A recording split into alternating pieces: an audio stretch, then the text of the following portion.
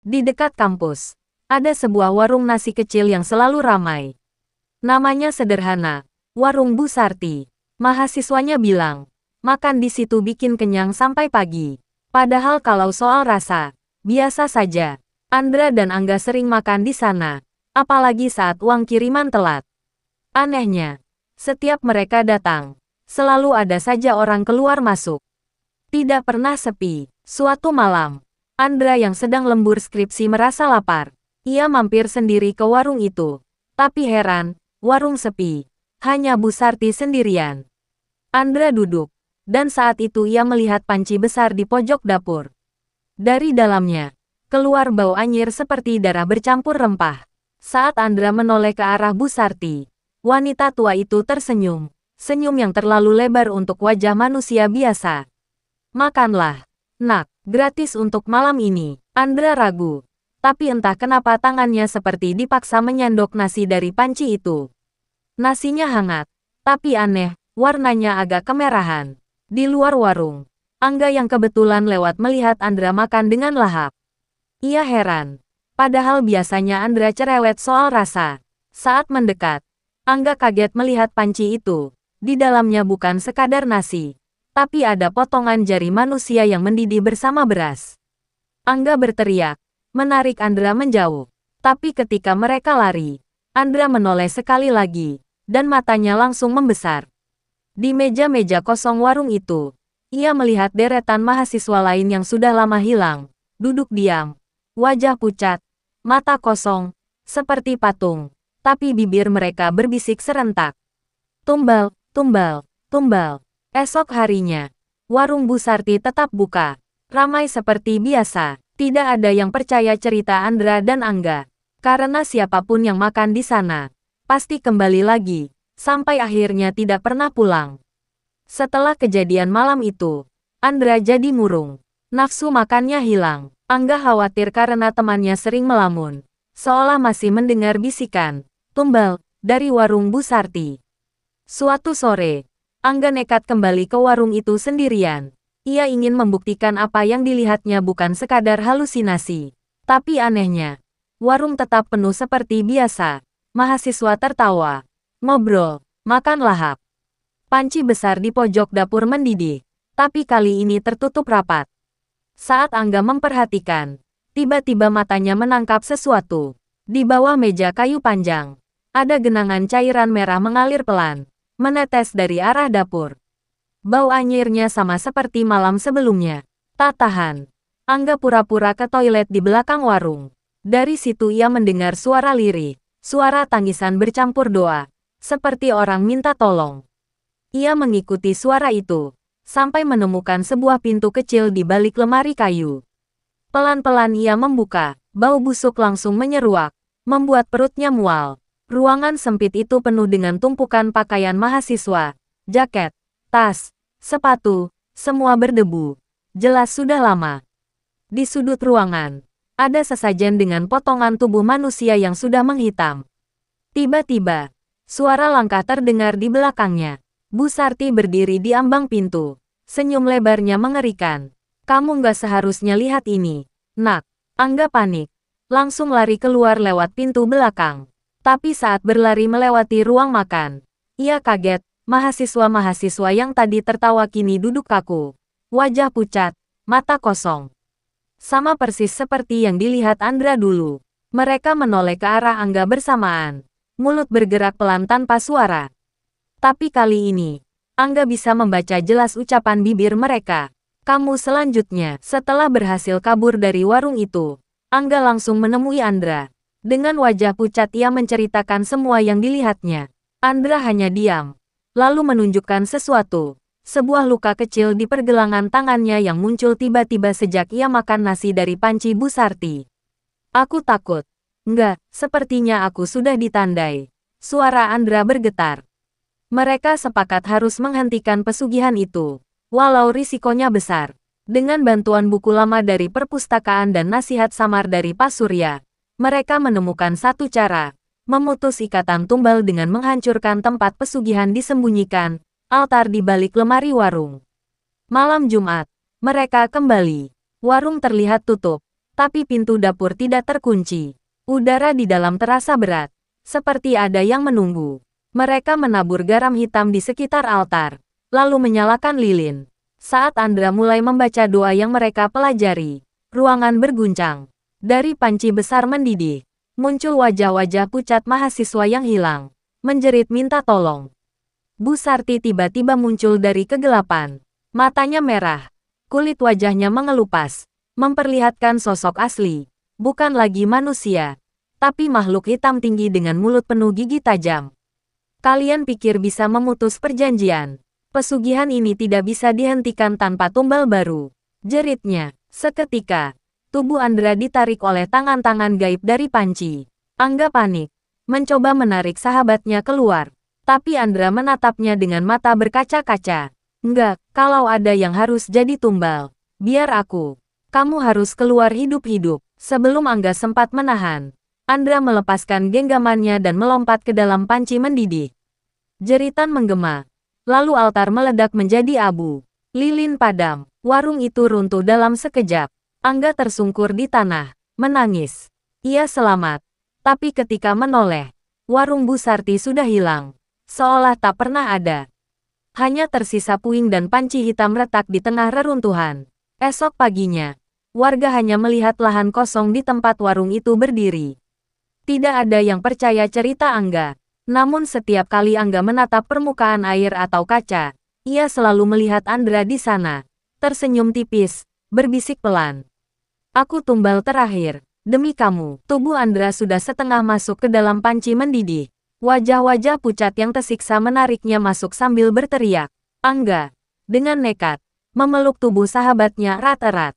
Tidak, Dra, kamu nggak sendirian. Kalau ada tumbal, biar aku juga ikut. Aku nggak akan ninggalin kamu. Bu Sarti, atau makhluk hitam di balik wujudnya, tertawa melengking. Semakin bagus, dua jiwa sekaligus. Tangan-tangan gaib semakin kuat menarik mereka. Angga merogoh saku dan menemukan kantong garam hitam yang masih tersisa. Dengan teriak penuh amarah, ia melemparkannya ke dalam panci. Sekejap, suara jeritan ribuan roh meledak dari dalam panci. Cairan mendidih itu berubah menjadi api hitam yang membakar altar pesugihan. Tangan-tangan gaib melemah. Jeritan semakin keras. Lalu satu persatu wajah-wajah dalam panci lenyap. Andra terhempas keluar, jatuh ke lantai dengan tubuh lemas. Angga memeluknya erat, memastikan ia masih bernafas. Makhluk Bu Sarti menjerit, tubuhnya terbelah dua, lalu hancur jadi asap pekat yang menghilang di udara. Altar runtuh, lilin padam, dan warung itu ambruk, menyisakan debu serta bau anyir yang hilang tertiup angin malam. Andra membuka mata, menatap Angga dengan air mata. Enggak, kau nyelamatin aku. Angga menghela nafas berat, masih gemetar. Kita berdua selamat, Dra, dan tidak akan ada tumbal lagi. Keesokan harinya, warga hanya menemukan lahan kosong di mana warung Bu Sarti berdiri. Tidak ada yang percaya cerita mereka, tapi di hati Andra dan Angga, mereka tahu satu hal, pesugihan itu sudah diputus. Namun, setiap kali Andra bercermin, ia masih bisa melihat siluet samar-samar mahasiswa lain yang pernah jadi tumbal. Mereka tidak lagi terjebak, tapi juga tidak sepenuhnya bebas, hanya menatapnya dengan tatapan penuh misteri. Hari-hari setelah kejadian itu terasa aneh. Andra dan Angga memang selamat. Warung Bu Sarti benar-benar lenyap. Tidak ada lagi mahasiswa hilang. Tidak ada lagi bau anyir dari arah kampus. Namun, Andra mulai merasakan sesuatu yang tak bisa dijelaskan. Setiap kali ia bercermin di kamar kos, selalu ada bayangan lain di belakangnya. Bukan Angga, bukan dirinya, melainkan wajah-wajah pucat yang pernah ia lihat di panci. Mereka menatapnya tanpa suara. Angga pun mengalami hal serupa. Saat berjalan pulang malam, ia mendengar langkah kaki mengikuti, meski jalanan sepi. Kadang terdengar bisikan samar di telinganya. Tumbal harus seimbang. Suatu malam, Andra terbangun karena suara ketukan di pintu kos.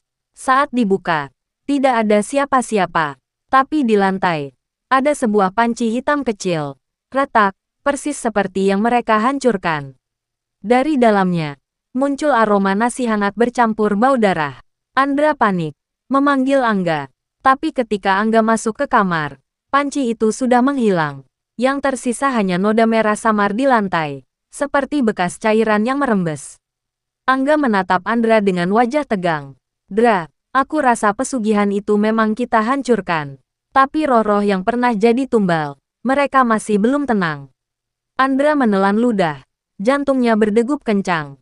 Kalau begitu, berarti kita belum benar-benar selamat, enggak? Malam itu, dari balik jendela kamar kos, terdengar suara tawa pelan, suara Bu Sarti. Sejak panci hitam itu muncul di depan kamar kos, Andra dan Angga tidak pernah tenang. Mereka selalu merasa diawasi. Di kampus, Andra sering melihat kursi kosong di kelas tiba-tiba terisi oleh sosok samar, mahasiswa pucat, wajah penuh luka, menatap lurus ke arahnya. Begitu ia berkedip, sosok itu lenyap, tapi bau anyir darah tertinggal di udara. Angga lebih parah. Suatu malam, saat pulang dari perpustakaan, ia mendengar langkah kaki mengikuti. Ketika menoleh, jalanan sepi, tapi dari kaca jendela mobil yang terparkir, ia melihat bayangan banyak orang berjalan di belakangnya, berbaris pelan, dengan mata kosong. Mereka sadar, roh-roh tumbal Bu Sarti belum bebas. Pesugihan memang hancur, tapi jiwa-jiwa itu kehilangan tempat kembali. Dan kini, mereka mendekati Andra dan Angga, karena dua orang itulah yang merusak perjanjian. Malam berikutnya, Andra bermimpi buruk. Ia berada di warung Bu Sarti yang sudah runtuh, tapi meja-meja penuh mahasiswa yang dulu hilang. Mereka menoleh serentak, lalu salah satu dari mereka menunjuk Andra sambil berbisik. "Kami lapar, gantikan kami." Andra terbangun dengan keringat dingin, tapi perutnya mual, seperti ada sesuatu mendidih di dalam. Di sisi lain, Angga mulai sering kehilangan kesadaran. Teman kosnya pernah menemukan Angga tengah malam berdiri di depan cermin kamar mandi. Mulutnya berbisik berulang-ulang. Tumbal harus seimbang, tumbal harus seimbang. Andra sadar, kalau mereka tidak menemukan cara membebaskan roh-roh itu, cepat atau lambat salah satu dari mereka, atau bahkan keduanya, akan menjadi tumbal pengganti. Andra dan Angga sadar mereka tidak bisa terus lari. Mereka harus menyelesaikan semua ini. Setelah mencari petunjuk dari buku-buku kuno di perpustakaan kampus, mereka menemukan satu catatan tua. Perjanjian tumbal hanya bisa dihentikan bila jiwa-jiwa yang terikat dibebaskan dengan api pemurni. Api itu hanya bisa menyala bila dipicu oleh pengorbanan yang tulus, bukan paksaan. Malam itu, mereka kembali ke lahan kosong tempat warung Bu Sarti dulu berdiri. Udara terasa berat. Lebih dingin dari biasanya. Angin berhembus membawa suara lirih, seperti tangisan banyak orang. Andra menyalakan lilin hitam, sementara Angga menggambar lingkaran garam di tanah. Perlahan, tanah retak dan panci hitam retak yang dulu hilang muncul kembali di tengah lingkaran. Dari dalamnya, keluar asap pekat membentuk wajah-wajah tumbal, menjerit menuntut kebebasan. Tiba-tiba, sosok Bu Sarti muncul lagi. Wajahnya hancur. Matanya merah menyala. Kalian pikir bisa memutus perjanjian? Tumbal tidak bisa dibebaskan. Harus ada yang menggantikan. Angga menggenggam tangan Andra erat, lalu berteriak lantang. Kami tidak akan jadi tumbal. Kami ingin bebaskan kalian semua. Ia menyalakan obor yang sudah dicampur minyak pemurni dari ramuan buku kuno, lalu melemparkannya ke arah panci. Api besar menyala, tapi roh-roh malah semakin liar, menjerit hingga tanah berguncang. Andra menatap ke arah bayangan mahasiswa yang memandanginya dari dalam api. Dengan suara bergetar, ia menutup mata dan berteriak, "Kalau harus ada pengorbanan, ambil rasa sakitku. Jangan ambil jiwa kami." Tiba-tiba, tubuh Andra bergetar hebat. Api berubah menjadi cahaya putih terang yang membakar panci sampai hancur berkeping-keping. Satu persatu roh tumbal menjerit, lalu lenyap dalam cahaya. Wajah mereka terlihat lega untuk pertama kalinya. Sosok Bu Sarti menjerit paling keras. Tubuhnya terbelah, lalu hilang ditelan api putih. Ketika cahaya mereda, lahan itu kembali sunyi. Tidak ada lagi panci. Tidak ada lagi bayangan roh. Hanya lingkaran abu hitam di tanah. Andra terjatuh lemas. Angga segera memeluknya, memastikan ia masih hidup. Dengan napas tersengal, Andra tersenyum samar. Enggak, sepertinya mereka sudah bebas. Angga mengangguk, menahan air mata. Untuk pertama kalinya sejak semua itu terjadi, udara malam terasa benar-benar tenang. Beberapa bulan setelah kejadian, hidup Andra dan Angga kembali normal. Mereka bisa kuliah tanpa dihantui bisikan, tumbal. Tidak ada lagi bayangan wajah pucat di kelas. Tidak ada lagi panci hitam muncul tiba-tiba. Namun, kadang-kadang, saat malam sunyi, Andra masih mendengar suara samar dari mimpinya. Suara mahasiswa yang dulu jadi tumbal, berbisik, "Terima kasih, kami bebas." Itu membuat Andra tenang, tapi sekaligus takut. Karena di akhir bisikan itu, selalu ada satu kalimat yang membuat bulu kuduknya meremang. Tapi perjanjian tidak pernah benar-benar hilang. Suatu sore, ketika Angga sedang membeli makan di kantin kampus, ia melihat ada warung baru di dekat gerbang belakang. Warung sederhana dengan panci besar di depan, dan seorang wanita parubaya yang tersenyum ramah menyapa pembeli. Senyumnya terlalu lebar, terlalu mirip dengan senyum Bu Sarti. Angga terdiam. Jantungnya berdetak kencang. Apakah perjanjian tumbal benar-benar hancur? Atau hanya pindah mencari wadah baru?